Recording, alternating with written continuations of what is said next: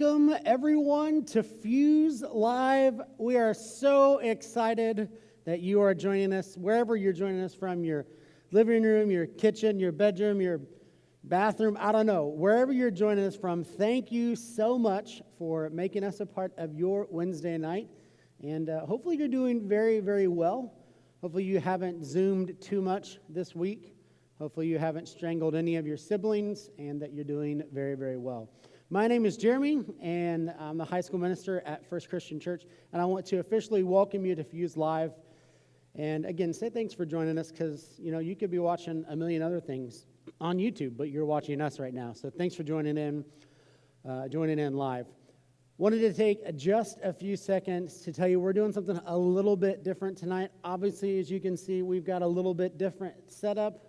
And we typically do a video of the week, but tonight we're doing something a little bit different. So here, in just a few seconds, we're going to have you participate wherever you're at, wherever you're watching from, whatever device you're watching on. We're going to have you participate in a little bit of trivia. But first, it's officially game time.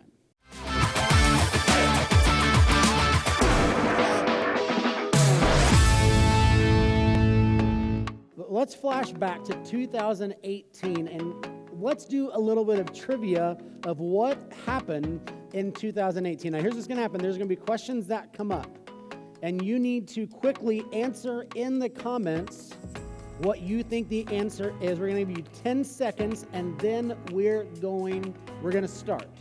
So you want to be the first person to chime in the comments with the correct answer. See how many you can get correct out of these questions. All right, here we go. First question. In 2018, which U.S. company became the most lucrative in the world with a value of $1 trillion? ExxonMobil, Apple Incorporated, Samsung Electronics, or Berkshire Hathaway Incorporated? Comment right now. Which one do you think it is? Became $1 trillion worth. $1 trillion. All right. Hopefully we have the answer locked in. Let's see what the correct answer was. Apple Incorporated. That is correct. The brainchild of Steve Jobs, worth $1 trillion in 2018. I'm sure it's worth even more because of the iPhone 11 Pro Max, which I have. Anyway, all right, moving on. Next question. The 2018 Olympics were the Winter Games. They were in what North Korean city? I don't know how to pronounce these, so let's just do this for fun. Hamhung, Chongjin, let's go with that. Pyeongchang, and Kaesong. I don't know if those are right, but let's just go with it. Correct me in the comments if I said one of those wrong. Which one do you think it is? The 2018 Winter Olympic Games were held, and which one? Answer is Pyeongchang. I think I'm saying that right. If I'm not, correct me in the comments. I have no idea what I'm doing. Okay, I went to Bible college. All right, here we go. Next question. What was the most watched Fortnite clip of 2018 on YouTube? Was it A, the Fortnite Dance Challenge in real life, B, Fortnite Rap Battle, C, Top 200 Funniest Fails in Fortnite, or D, Fortnite Battle Royale Gameplay Trailer? Which one do you think it is? Put it in the comments right now. Confess, I have not played Fortnite, but I would love to try a Fortnite dance for you right now. No, I'm not going to do that. I'm so sorry. I don't want to scar you for the rest of your life. I'm not gonna do that. I will. Okay. All right. Here we go. Let's see. What's the answer? The Fortnite Dance Challenge in real life. Wow, amazing. All right. Next question. Here we go. In March, what animal became extinct? In March 2018, which animal became extinct? You should not be asking Alexa right now, by the way. And I hope by me saying, Alexa, tell me what a panda is, that triggered your Alexa in your house. Anyway, what animal became extinct? The blue whale, the white rhino, the snow leopard, or the Sumatran elephant? This sounds like a coffee. I think that's a Starbucks coffee, Sumatra. All right, here we go. What do you think it is? And the answer is the white rhino. Oh, so sad. Oh. I've never even seen one of those. Guess I won't ever get to either because they're extinct. So, all right, anyway, moving on. Next question. Viral in 2018, Baby Shark sampled music from which classical composer? Symphony number 9, Beethoven, Bach, or the Four Seasons? I don't even know how you say that person's name. I guess I'm not that skilled on that. So which one did Baby Shark do? Which one did they steal from? Anybody have a guess? You should put it down in the comments right now. The answer is, Symphony number 9. I don't know if there's a number 10 or number 8, but at least number 9 was used for Baby Shark. All right, next question. In September, President Trump in 2018 made a visit to what leader for the first time ever for a United States president? Coulter Moore, I think you're going to get this one. I don't know if you're watching, but I think you've got this one, Coulter. Joko Widodo? I don't know how to say that. Anyway, of Indonesia, Xi Jinping of China, Prayut Chan-o-cha of Thailand, or Kim Jong-un of North Korea? What do you think it is? Put it in the answers below. Let's see what the answer is. It is Kim Jong of North Korea. Craziness. How many more questions do we have? We've got 4 more questions. Here we go. Light speed round. Let's make them count. Next question. Which Marvel superhero saw a future where Thanos could be stopped? In 2018, A, Iron Man, B, Thor, C, Doctor Strange, or D, Captain America. We can't be friends initially if you don't know the answer to this. I'm just kidding. We can be friends whenever you want. Okay, it's totally fine. Which one is the answer is C, Doctor Strange. A lot of possibilities, but only one outcome that they like. All right, next question. In July, 12 boys and their coach from a soccer team were trapped in a cave in Thailand for how many days? This isn't recent. This is 2018. There's not people trapped in a cave in Thailand. Oh, there could be. A7, B9, C11, or D12. What do you think it is? Let's see what our answer is. 12. 12 boys trapped in a cave for 12 days. 1 day for each kid, apparently. All right, moving on. Next one. Which 2 college football teams battled 2 times in 2018 for 2 different championships? Is it A, Michigan and LSU, B, Auburn, Alabama, C, Alabama and Georgia, or D, Ohio State and Clemson? Can we scratch out Ohio State and just not even make it a part of an answer? Just completely eliminate. Okay, never mind. What do you think it is? Put your answer in the comment. Let's see what it is. Alabama and Georgia. Roll Tide and go Dogs. How about that? All right, next question. Which song beat an all-time record for most weeks on the Hot Country Songs chart in 2018? A, Meant to Be. B, You Make It Easy. C, Most People Are Good. Or D, Broken Halos. Those of you country music fans, you probably already know this. The rest of the population have no idea, honestly, probably. All right, what do you think it is? Let's see the answer. Meant to Be. Wow, what a bop, huh? What a jam. My goodness. How many more questions? That is it. That is final round of trivia. How many did you get right? Put in the comments below how many you got right. And whoever got the most right, without cheating, obviously, you're the winner. So congratulations. High five someone in your house, and make sure you use some hand sanitizer, wash your hands after you high five someone for winning your championship. That was 2018 trivia. With that being said, we're going to get ready to go into our time of worship, to sing some music, and to reflect on our week and to dig into God's Word together. So here's what I encourage you to do. Put some headphones in, turn the music up, let's get ready to worship. Let's get our minds and our hearts in the right place, and let's do that first by watching this video.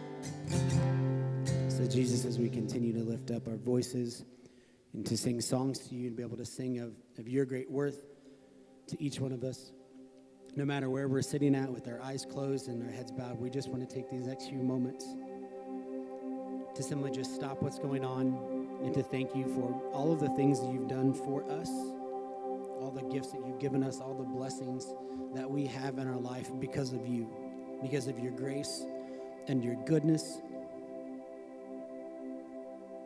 and how you give them so freely to us.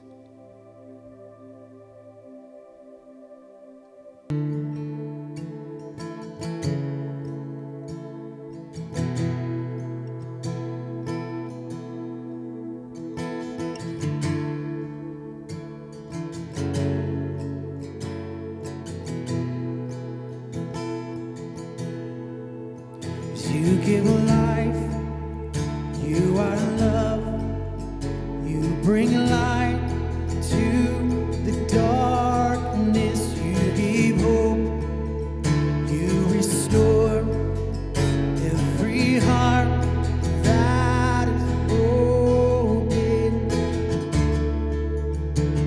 So great are you, Lord. Your breath in our lungs, so we pour out our praise. We pour out our praise into your breath in our lungs, so we pour out our praise to you only. Oh, great are you, Lord.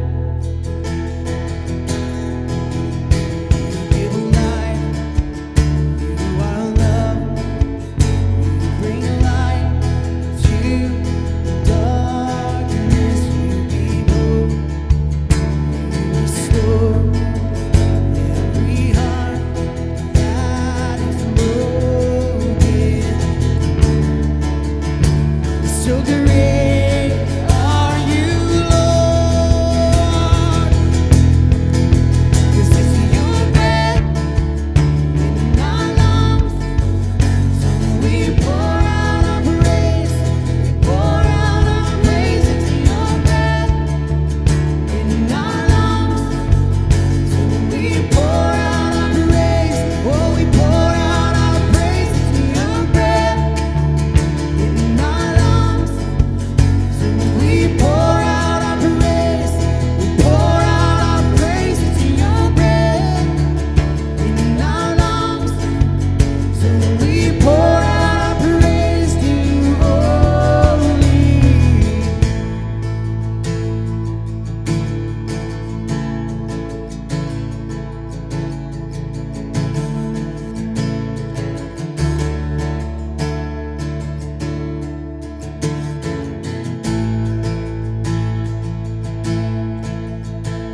And all the earth will shout your praise. Our hearts will cry, these bones they'll sing great. So great are you, Lord. And all the earth will shout your praise. Our hearts will cry, these bones they'll sing great. Are you, Lord?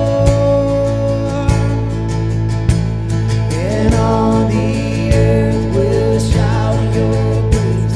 Our hearts will cry, these bones will sing great. Are you, Lord? 'Cause it's your breath in our lungs, so we pour out our praise.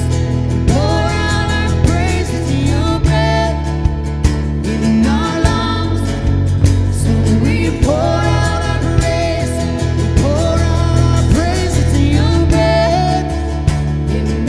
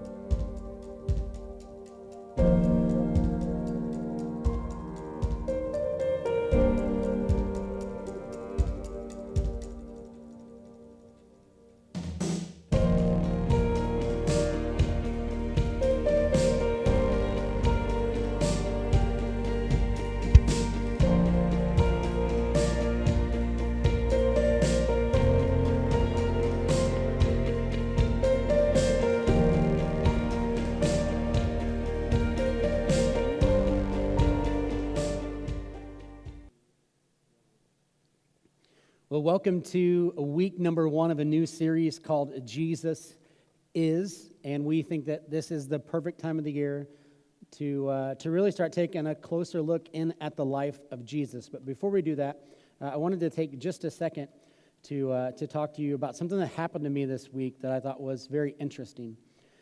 We've been at the house that we currently live in for a little over a year now, and we've done a ton of renovations and a lot of work to get it the way that we want it to be, to where we think it looks nice.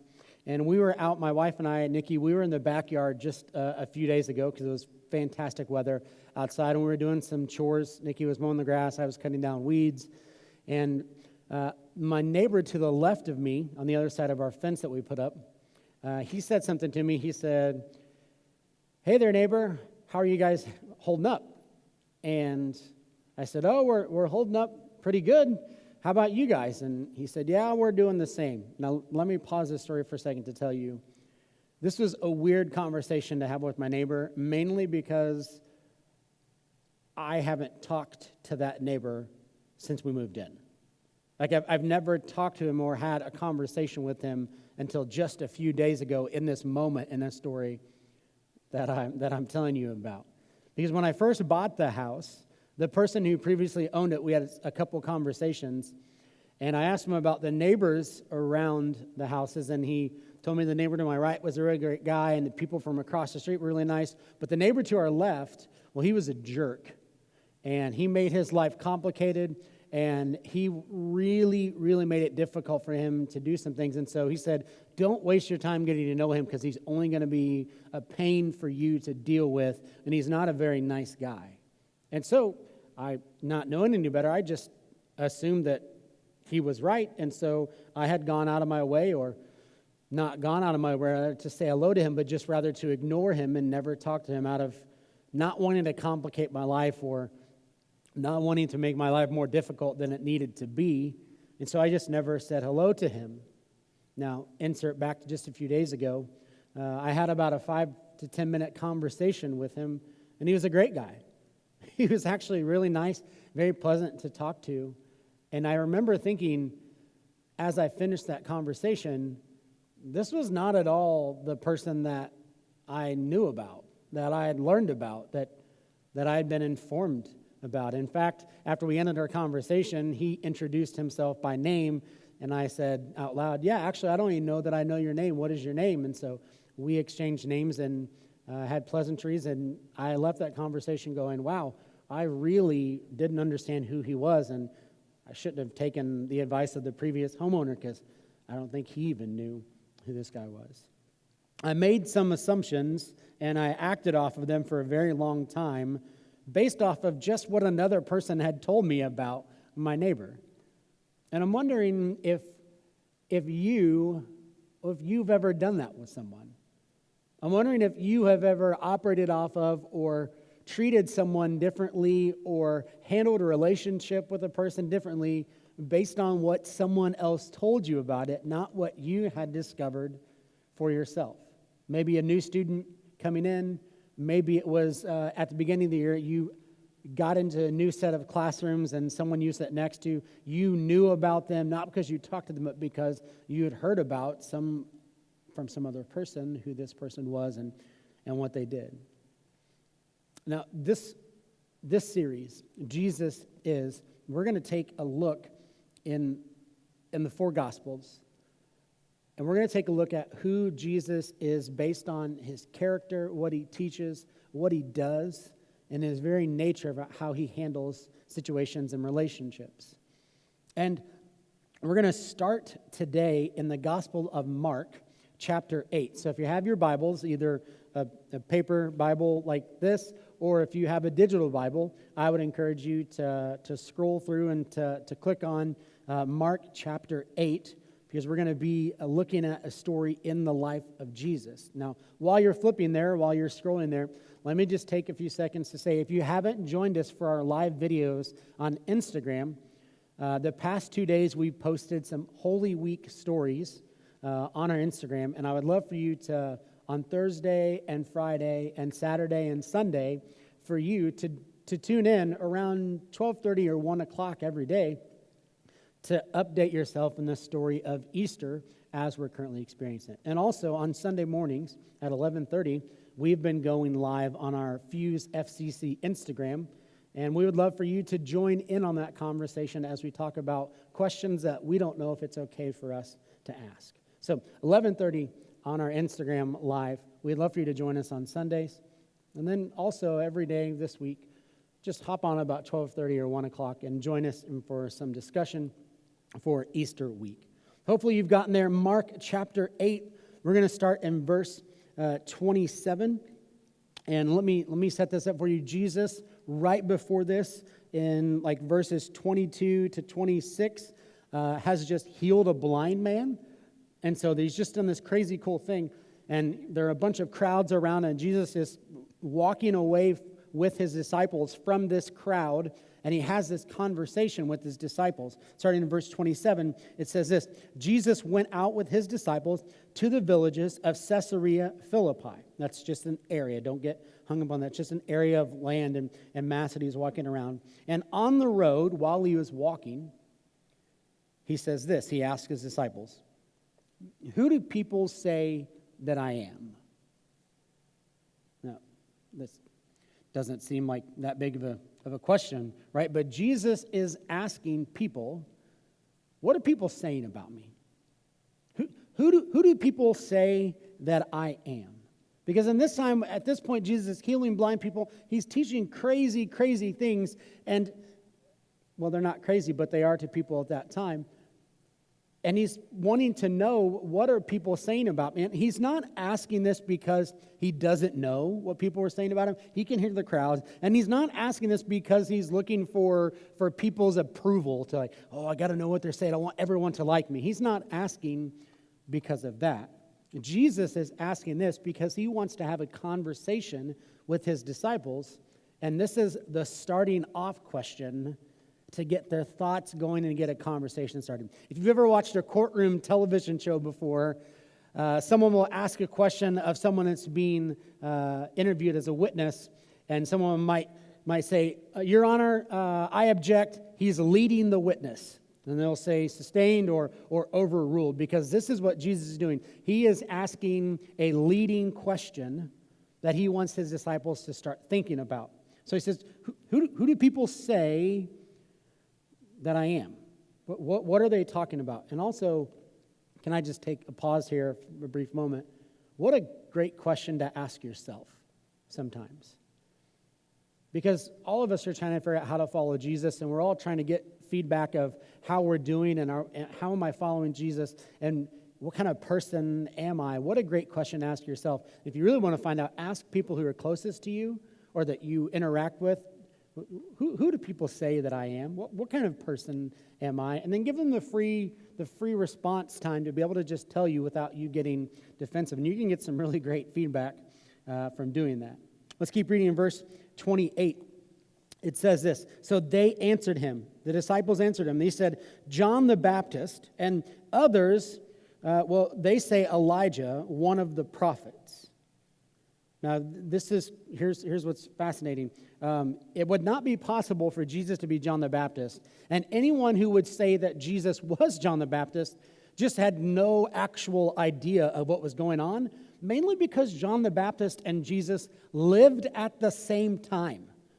And when I say lived at the same time, I mean like they walked together and had conversations together. John the Baptist baptized Jesus. So it's not physically possible for them to even be the same person. But the people who were saying that probably had no understanding at all as to who Jesus was, and so they just associated him with John the Baptist. Now, Elijah is an Old Testament figure who is really, really legit in the Old Testament. And other people were saying that he's like Elijah, that Jesus is like Elijah. And here's why this is a big deal, because Elijah did a ton of signs and miracles and wonders, and he spoke on behalf of God to the people. And so people are starting to liken Jesus with Elijah. They have some experience. They know things about the Old Testament and the history of the nation of Israel. So they're comparing him to Elijah. They compared Jesus to Elijah. But here's why those two names are actually important. Because both of those people, John the Baptist and Elijah, they both stood up to corrupt leaders and to systems of oppression and to things that weren't right or accurate. And so when Jesus gets this comparison of John the Baptist or Elijah, really they're saying Jesus is this person that is there to disrupt the system that we're currently in. Now, read with me verse 29 and 30. Verse 29, he says, "But you," he asks them. He turns and he stops and he says, but what about you? Who do you say that I am? And Peter answered to him, "You are the Messiah." And he strictly warned them to tell no one about this. And I want for you to pause for a second. Jesus is asking, well, who does this person say? Who do these people say that I am? And he stops and he turns and he looks right at them. And he says, but who do you say that I am? And here's the craziness. He's asking a very personal question to each one of his disciples, the people he's been walking with for a really long time, that have really gotten to know him. Who do you say that I am? It's a very personal question, and here's what's most fascinating. This happens 2,000 years ago. Some 2,000 years ago, Jesus looks across at humans and says, who do you say that I am? And it's crazy because it's still incredibly accurate and important for us today to be able to answer that question. Who do you say that I am? Because there are some people that have only heard just faint whispers of who Jesus is, but have no idea. Like right now in your life, I know you're watching Fuse Live and you have your Bible open and you're like, Jeremy, I'm in on this whole Jesus thing, but right now in your life, the people that you encounter on a typical everyday basis, when you're in school or when you're at work, or even people that you're Instagram followers for, they have no idea who Jesus is, and some of them have never even heard the name before. They might associate churches with good people or bad people or Christians, but have never fully understood who Jesus Christ is. And there are some people that are relying on what they've heard from others. For you right now in your faith, listen, the truth is this, that maybe for some of you, your beliefs and the things that you believe about Jesus and how you live your life are all just based on what other people have told you about being a Christian or about following Jesus. And you've never actually done first-hand investigation or looking at who Jesus is. And the question that Jesus asks is so important for you where you are right now. And listen, if you're on the far end of the spectrum and you're like, Jeremy, I love Jesus. I go to church every Sunday. I watch 5 different church services now on Sunday mornings. That's great. I'm super excited that you do that, but I want for you to take note of one other thing. Verse 31, it says this, "Then he began to teach them that it was necessary for the Son of Man to suffer many things, to be rejected by the elders, the chief priests and scribes, and be killed, and to rise after 3 days." He spoke openly about this, and Peter took him aside and began to rebuke him. But turning around and looking at his disciples, he rebuked Peter and said, "Get behind me, Satan. You are not thinking about God's concerns, but rather human concerns." So listen, even the people that followed Jesus closely during that time, he had to tell them, this is who I really am. This is what I have to do. This is the role that I'm going to fulfill. And the person that knew him best had a struggle with that. Because the question of who do you say that I am, it's an important question. Dare I say the most important question that you'll ever have to answer. But let me just ask you, if you were sitting in a room, and if Jesus physically were sitting in a room with you, and he was sitting on the couch, and you were just hanging out, you were on Instagram, and he was just sitting there turning water into wine or doing something crazy, because that's what Jesus does. If you were in the same room as him, and he looked over, and he asked you, who do you say that I am? What would your response be? What would your actual, honest response be if Jesus looked at you and said, who do you say that I am? I think this is going to be the most important question you're ever going to need to answer in your life. Let me say it again. I think who do you say that Jesus is going to be the most important question that you're ever going to have to answer in your life. Because listen, I don't want you to follow Jesus based on what you've heard from others or from what your parents have had you to believe or rumors about what you've read if you've never investigated. We have this phrase around here at Fuse, and it's very simple. It's we want you to know why you believe what you believe. We really do believe it. We want you to know why you believe what you believe, because it's only then do you actually take ownership of your faith. It's only then can you truly answer who Jesus is when you take ownership and you know why you believe what you believe. Here's a scenario that I was thinking about. People do more thinking and investigating and discovery about picking a college. They do more discovery and investigating about what kind of shoes to save up for and to buy, what kind of phone, which gaming console they're going to buy, what they're going to spend their money on. People do more investigating and in-depth looking on those things most of the time compared to the time they spend investigating and discovering what's in this book and what they actually believe about Jesus and who Jesus is. And I hope that that's not true for you, but I think for most of us, myself included, some of that is accurate. Here's why this question is important.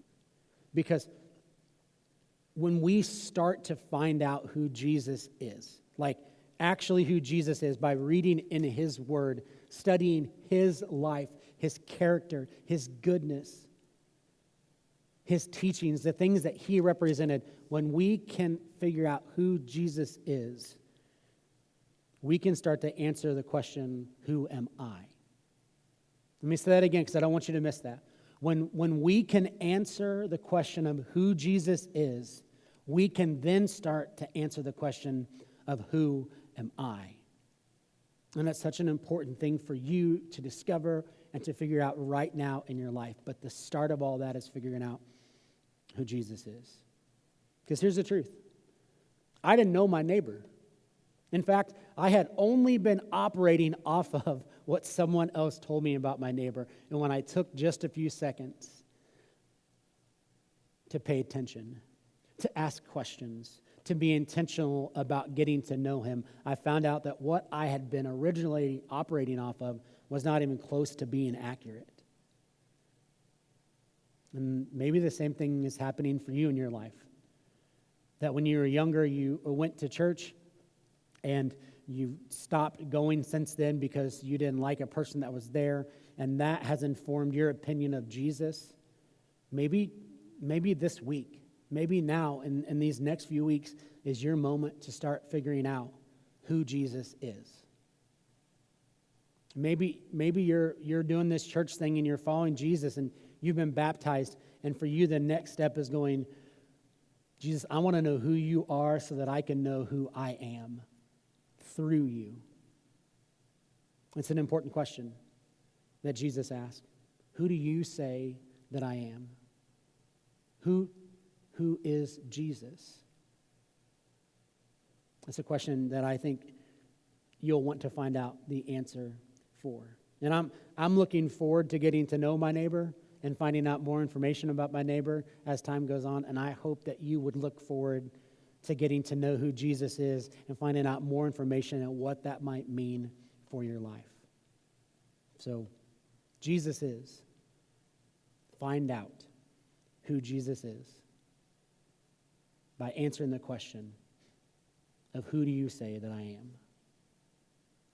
I would encourage you to keep digging into God's Word, to go online and to watch YouTube videos from people like the Bible Project or She Reads Truth, and continue to get to know Jesus, not as this religious figure, this person who asked me to sacrifice things and who asked me to give up a bunch of things, but rather the person, so that you could grow your relationship with Jesus and your faith could continue to grow in that process. Hey, listen, it's Wednesday.